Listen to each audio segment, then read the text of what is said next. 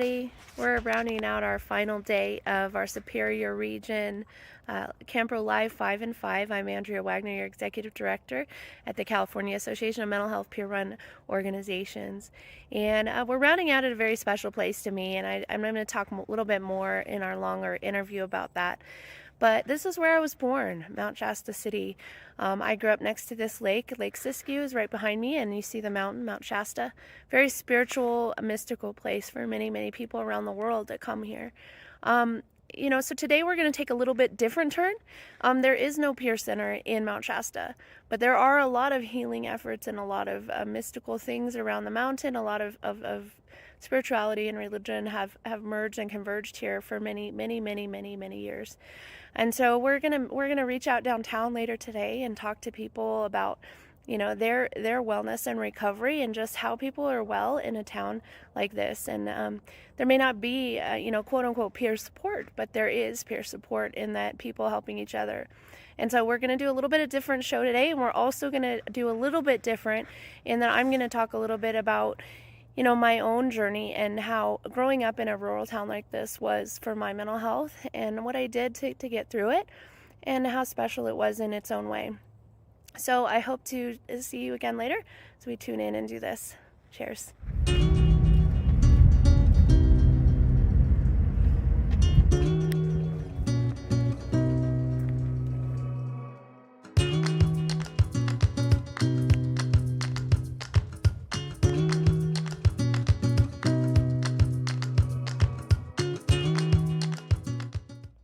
Hello everybody, we're here at Lake Sisikiyou.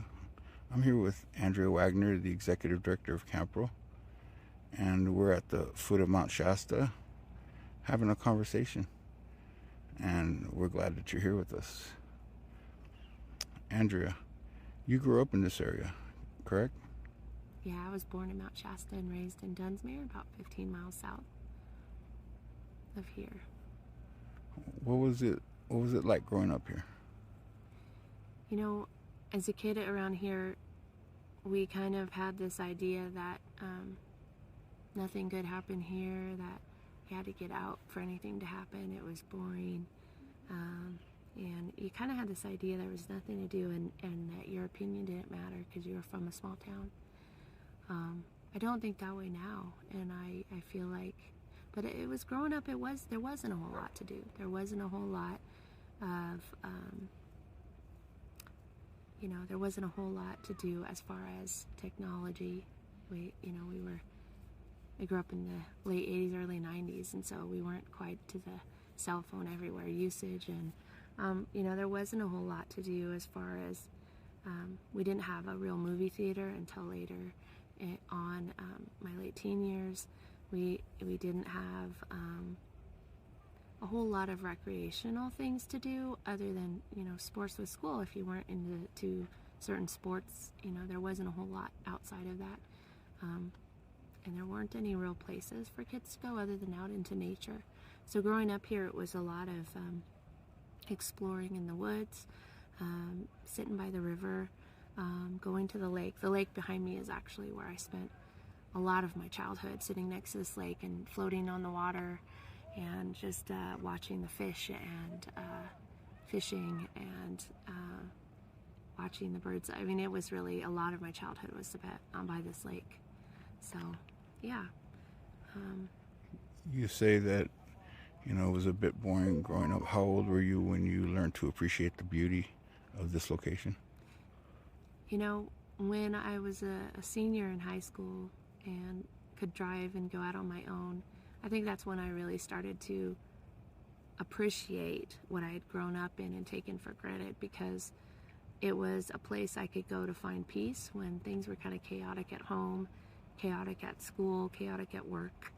I could come out here to the lake and just be in the quiet peacefulness of the woods and the water and just find myself. And that's when I really truly appreciated where I lived. I still couldn't wait to get out and see the world. I was glad that I have seen what I have seen so far, but at the time, this was a place of solace, these woods and this lake. Did you Did mental health struggles rear their ugly head while you lived here? Yeah, absolutely. So I started with counseling as young as 8 years old. You know, it's kind of hard to explain. You know, I had a lot of different things that now I would call trauma. And when I was a kid, it was just the way things were. You know, there was a lot of sexual and mental abuse in my family, some physical, but I missed most of the physical abuse. So people said I wasn't abused because I didn't have physical abuse. I ended up spending a short stint in foster care, and while I was in foster care, my parents decided to part ways.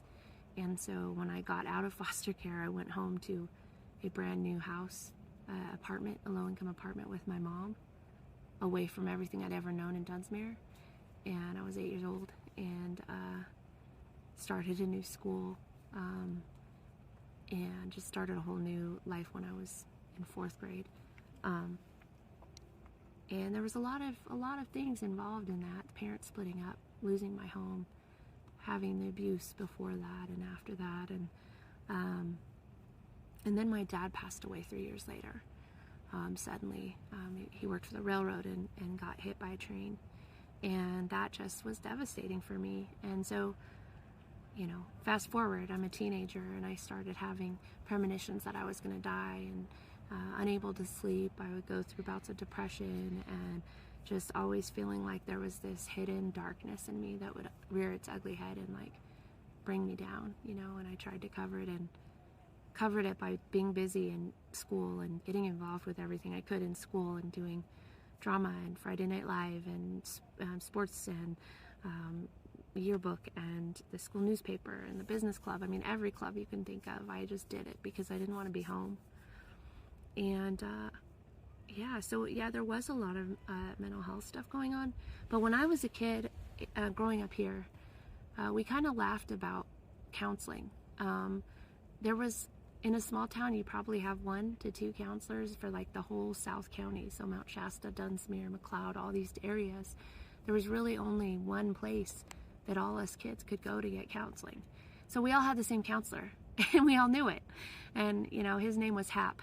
You know, happy guy, you know. So we all went to Hap, you know, and we kind of joked about it. It was kind of silly, like, and it didn't, you know, one counselor doesn't work for everybody, right? So we all were different. So I never really felt like counseling did much for me, but I went regularly from the time I was 8 years old on, to different counselors, and that was it. That was all we had. There wasn't a big medication push back then. There wasn't you know, programs in schools for us. It was just, you went to counseling and you laughed it off and you just did what you had to do. I remember kids in junior high that had, you know, autism spectrum, and other mental health concerns, depression and things like that. And we were all just thrown together. We really didn't have anybody to talk to, or there wasn't an acceptance of it. It was just like everybody knew you, and they knew that you had problems, and you were always going to have those in everyone's eyes because everyone knew you. So it was always made for me to feel like it was something wrong with me, and I had to cover it up and keep going because that was the way it was. Like, and everybody knew your story and what happened to you. You know, they knew your family, they knew your brothers and sisters. If your brothers and sisters did something years before you, you carried that. You know, and that's the small town life. So yeah, there wasn't a whole lot for us. And now, you know, fast forward almost 30 years later, you know, I think about all that I do know now about being well and recovery and peer support. And I mourn that we didn't have that. You know, I mourn that there wasn't somebody in our school saying, you know what, I've been through this too, and it's okay, and here's ways we could work on it. And there were things that I knew that I found that made me feel better, but I didn't know they were tools that I had. You know, I didn't understand how they helped me. Because I didn't have a lot of people to talk to and I couldn't really share, I got really heavily involved in writing, and that was where I poured my heart out. You know, I told things in my journal that I would never tell my counselor. you know, and that really became my sense of peace and calm. And then going out here in the woods, out here in this, you know, this is where I felt peace, staring into the ripples of the water in the lake, and just staring at the rocks on the bottom of the water, and feeling the cold mountain air and the cold mountain water on my skin. Is something really magical about that. And never understood that that was healthy, and that that was normal, and that that was okay, you know, kind of something you did in quiet in your own time. Yeah. So you mentioned that in school you got involved with a whole lot of clubs and activities, and that's how you coped? Yeah, so like I said, I didn't want to be home. My mom and I didn't get along.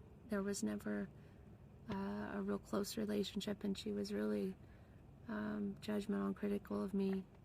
And I sought my validation and my comfort elsewhere, you know, so I never was home. So, you know, I learned that I could succeed outside in school, and I could find validation. I could find people that appreciated me and wanted me around by being involved with activities at school. So I did everything I could think of to be out there at school, you know, and just learning how to be involved in things. If I didn't know, I'd learn it, you know. I just wanted to do something. And I would stay at the school until sometimes 9:30 at night, until the janitor said, well, I'm closing up. Joe Maxwell, I'll never forget that janitor. Me and him were close, you know, because he was the only one there by the time I would be done leaving the school at night. And he would say, it's time to lock up, and I'd have to go home, you know. That saved me, having activities I could do, a place to be outside of my home. And when was it that you were going to speak to somebody on a regular basis and learning how to fill up your toolbox? When did that time come? I think by the time I got further into high school, I wasn't going to a counselor anymore. I think after 9th grade, I think it pretty much wasn't on my agenda anymore. I didn't see a counselor. So I didn't really have any help for mental health in high school. It was doing all those activities that got me through it, being away from home, and then getting a job when I was 16, getting my license. That gave me the freedom to be away from home, and that's what helped me get through it. And also certain teachers, certain mentors that took me under their wing and taught me things. I was gonna say something and I forgot what it was.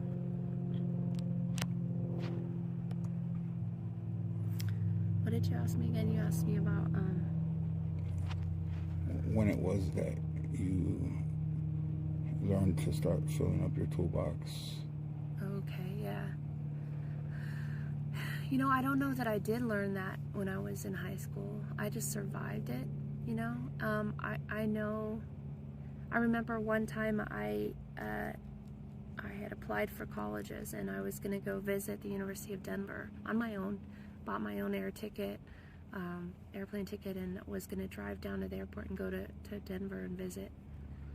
And the night before, I had what I know now as a panic attack, but I didn't know at the time. I had no one to talk to about it. I remember staying up all night thinking that I was going to die when I got on that airplane, and I was certain that it was the end of my life. And I remember writing all about it all night long, you know.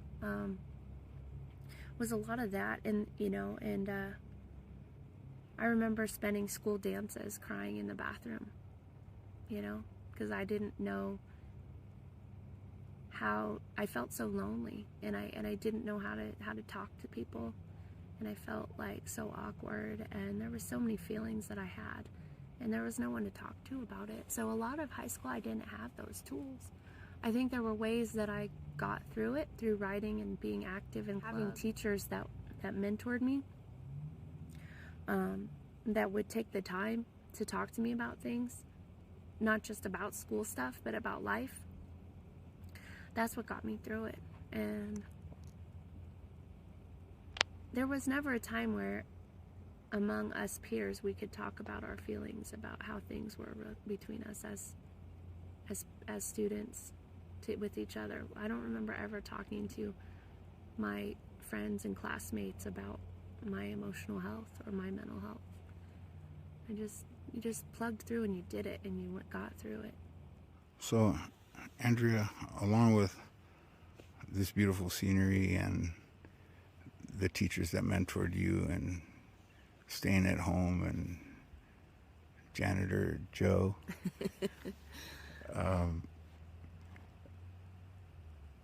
how did you get to your recovery? Yeah, you know, I wish I could say there was a direct route from there to being well, but there really wasn't, because I didn't know what it was that I was dealing with, that I didn't understand wellness and recovery. I didn't understand that I had a choice in being well. It took me up into my 30s before I discovered peer support, and I didn't know. I thought there was just some darkness inside of me that would be there forever, and I would constantly have to go to counseling. Later on, you know, medications were involved. There were suicide attempts. I thought that was just the way it was always going to come back to. That is what I thought. I would be really well for a while, be doing everything, and then it would come back to that darkness again. I just thought that was my normal. And then it wasn't until I was in my mid-30s and my son, it was after I'd been hospitalized multiple times, and then I lost my son to cancer, that before my last hospitalization, things just fell apart. And when I got out, I was just sort of like going through the motions and showing up where they told me to show up, which was, you know, the wellness center and to my counselor at the county mental health in Butte County. But something magical happened. Someone said, hey, you know, we have a job opening, and, you know, you'd be a really great peer advocate. And I thought, what's a peer advocate? Okay, you know, if you think I can do it, I'll try it, but I'm not really interested in working right now. I'm trying to get back on disability. I don't think I can work. Just don't have it. And I said, okay, I'll try. I applied and I got 2 jobs as a peer for the county and for the mental health wellness and recovery center. And it opened up a whole new world for me. I started going to groups. I started running groups using my writing. I started finding out that there were lots of people like me, and that when we talked to each other and when we shared how we got better, we all got better, you know. And I thought, man, where was this in Dunsmuir? Where was this when I was in high school? How much different my life could have been if I had had peer support. In Dunsmuir, we didn't have other things, but we could have done peer support, and it just inspired a passion in me, you know, to come back and do something and share with more people about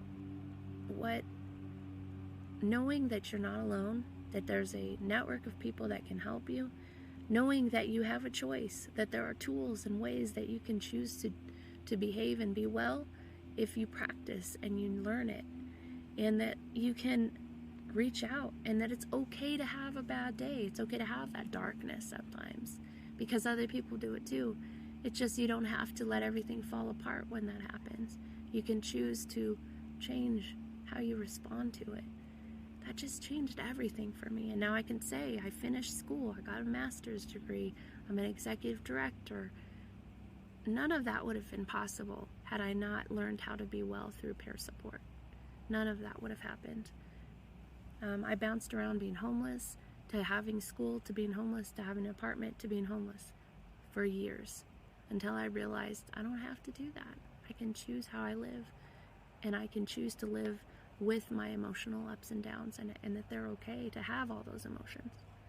So that's where I am now, and I really wanted to come back here to Mount Shasta as part of this CAMHPRO Live 5 and 5, because I've always had a heart for those little girls like me in high school that are sitting up here thinking, oh, my opinion doesn't matter.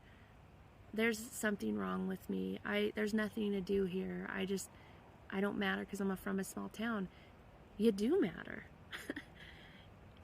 you can be well. You can live here in this beautiful place and be well. You can learn how to walk through the ups and downs. You can learn how to be a supporter to those around you and at the same time help yourself. And I would love for all the people in this area to know that, because it was missing when I grew up here. Andrea, thank you. Thank you for inviting me to be a part of this. Thank you for inviting me to share this time with you. And I know that the things that you've said are going to be very impactful to somebody out there who needed to hear that.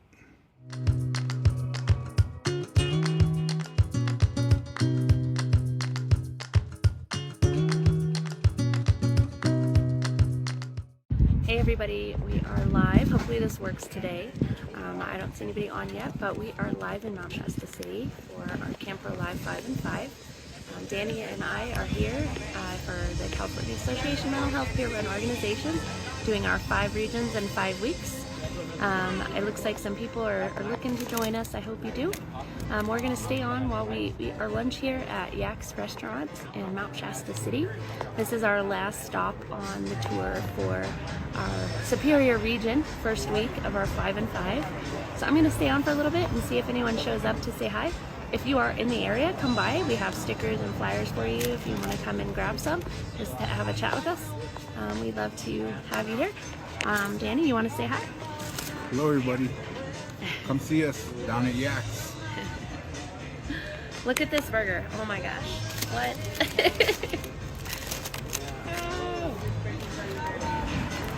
They do it for real here, man. For real, for real. So, and then, you know, of course, there's Mount Shasta, but you can't quite see it. It's right through the trees there. So yeah, I'm going to leave it on and I'll show you. Got my burger here. I'm going to have some lunch. So, come on if you want to join us.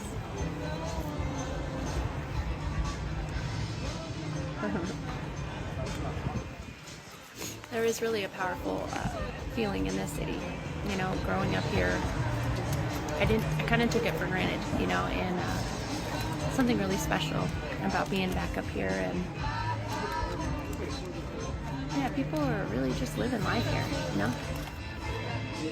It's great to be in this warm day in October. The fall leaves out, but it's still nice and 80 degrees today.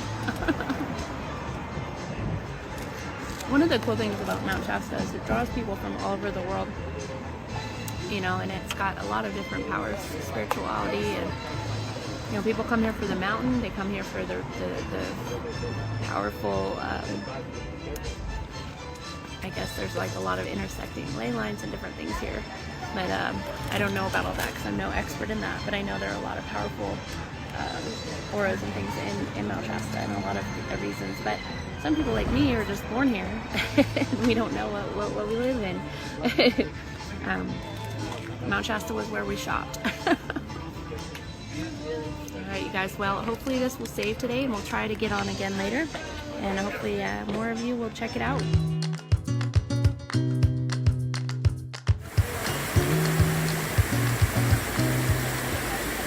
Hello everybody, we are back live on Instagram with our CAMHPRO Live 5 and 5. We are doing our newest add-on episode, I guess you'd call it, our live from the headwaters in Mount Shasta City, the headwaters of the Sacramento River, and the actual site where it comes out of the ground, out of the glacier, and flows into the start of the Sacramento River.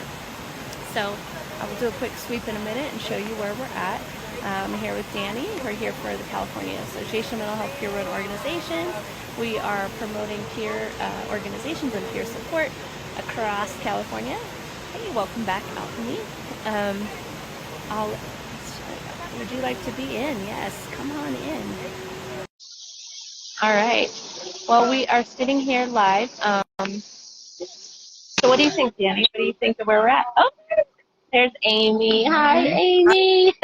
Hey, Danny. Well, hey, Amy, have you ever been out here to the I headwaters? haven't. I bet it's Yeah. beautiful. Yeah, here, I'll do a little sweep. So I'll try to be slow so you don't get motion sickness. Okay. Oh, wow. Ah, amazing.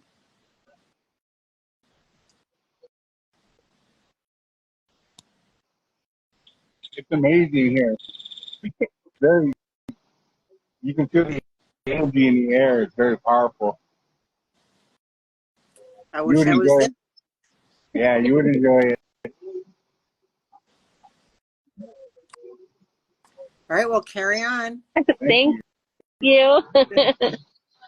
All right.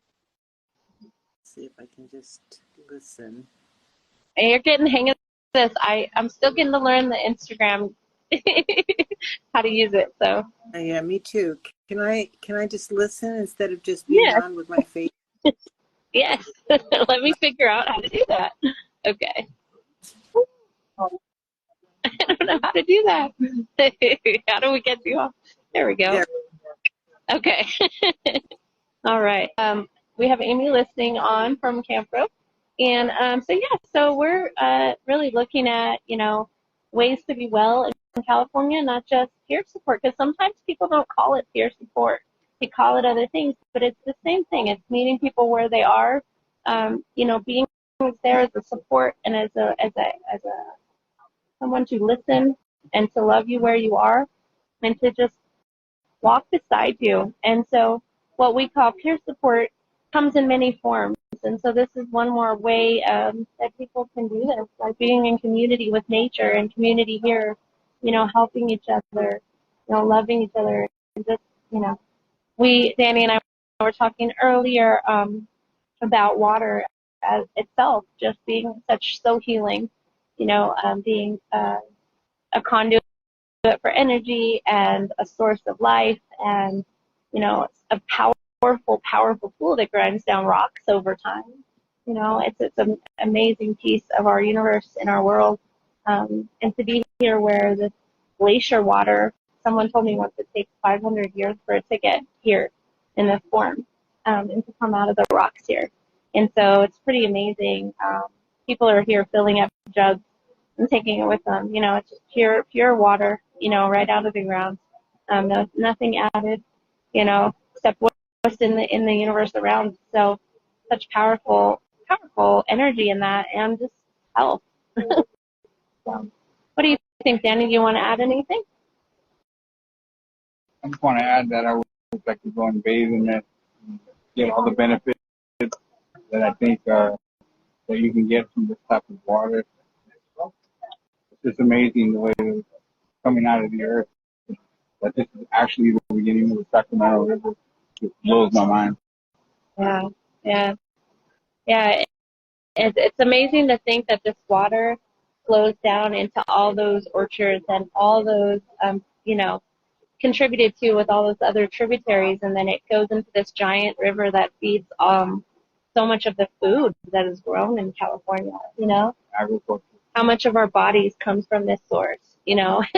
How much of our energy comes from this source? It's pretty powerful when you think of it like that. How this little tiny area with water coming out of the rocks is like feeding this gigantic North State. But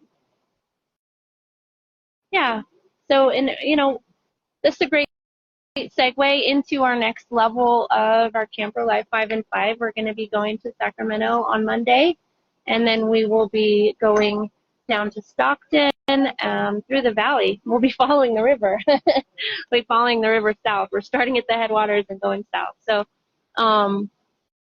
just amazing to think about all the different communities that have lived here over the centuries and how we've helped each other and found tribes and ways to live together in all this time. So that's all I have really to say. Watching us join, if you'd like to join CAMHPRO as an individual or organizational member, we have our applications up on our camhpro.org, or you can also donate as well. We've been having some trouble getting our donate page up, but it will be live soon. So you'll be able to donate to if you want to contribute to what we're doing, which is, really growing a community of peer support that we already have, but making it more known and making sure that our peer support organizations can continue on and that they are supported through policy and advocacy as well as any other way that we can support our groups through training or anything.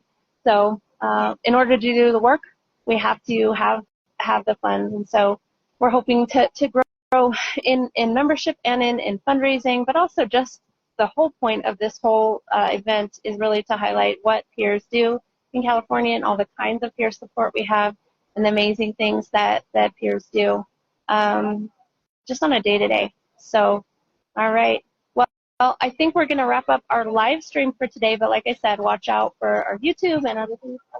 Any last thoughts? Thank you. All right. Thank you.